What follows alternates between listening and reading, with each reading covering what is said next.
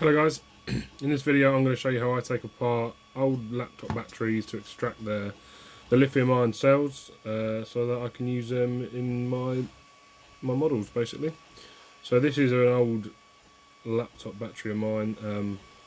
It says here, you can see that, the camera, there you go, it's 10.8 volts.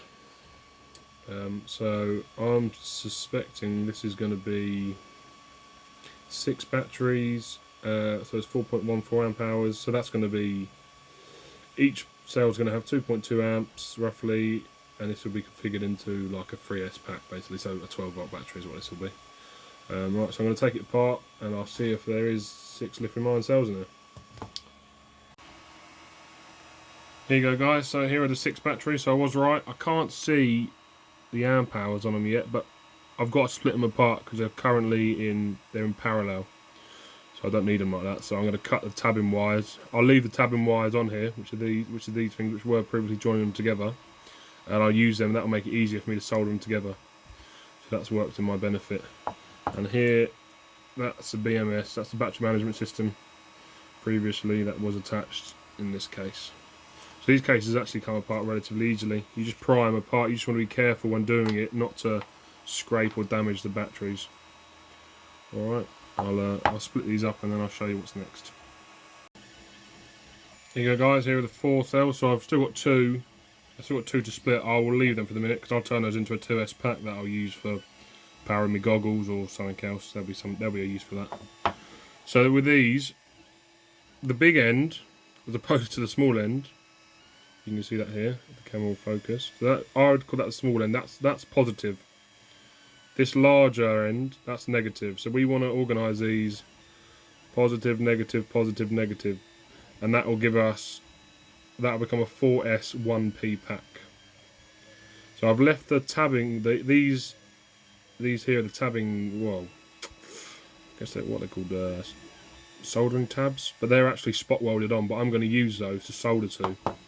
Because with these you want to keep them as cold as possible, not to damage the heat. So I'll solder my wires to these little bits here, and that will keep as much heat away from these cells as possible, and that'll stop them from being damaged basically. Now there is some very faint, vague writing on here, so I will Google these just to see what they're like. Because normally these are relatively old, so I don't think they're going to be rated for very high amperage. But I mean, they'll be alright, I imagine, to pull 10 or 12 amps from. So for the nano talon, there'll be no bother. Right, I'm going to set these up for soldering and I'll show you what I'm up to. Here you go, this is the battery all prepped for soldering. So you can see it's now negative, positive, positive, negative, and the opposite on that side. So these tabbing wires, what I've done, I've just folded them back so I can flood that with solder. And I'll connect those with, these are my pieces of tabbing wire. Tabbing wire you can just sort of buy on a reel. I got mine off of eBay. You just buy it in lengths basically and cut it to size. This is quite thick stuff, it doesn't need to be this thick. I've seen people use wire, which is not as good from my understanding. From all the reviews on how to do this I've seen, everyone's recommended using tabbing wire. Well, the people who do it correctly use tabbing wire. So I would go with that. It's not expensive. I think it's 3 or 4 quid for 5 meters.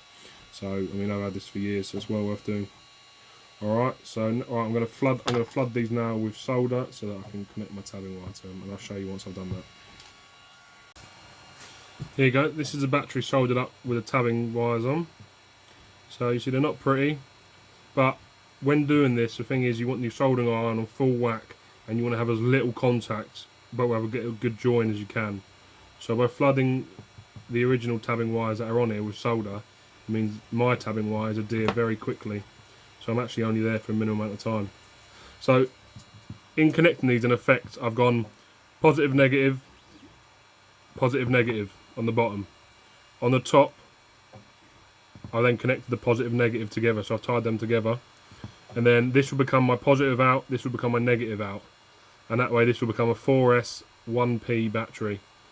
I've just tested the voltage and it's currently sitting at 9 volts, so it's on the edge. Really, well, it's low. Really, these don't want to get anywhere below 2.5 volts, so they're sitting at what, 2.25 volts, so it'll be what I'll do is I'll put these on a very, very slow charge and then a very, very slow discharge, and I'll see if I can get them back. They might not, they might just work as just crappy storage batteries to around the shed, but we'll see. But next step is to connect.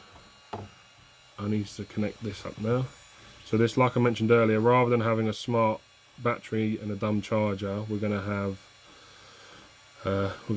a dumb battery and a smart charger.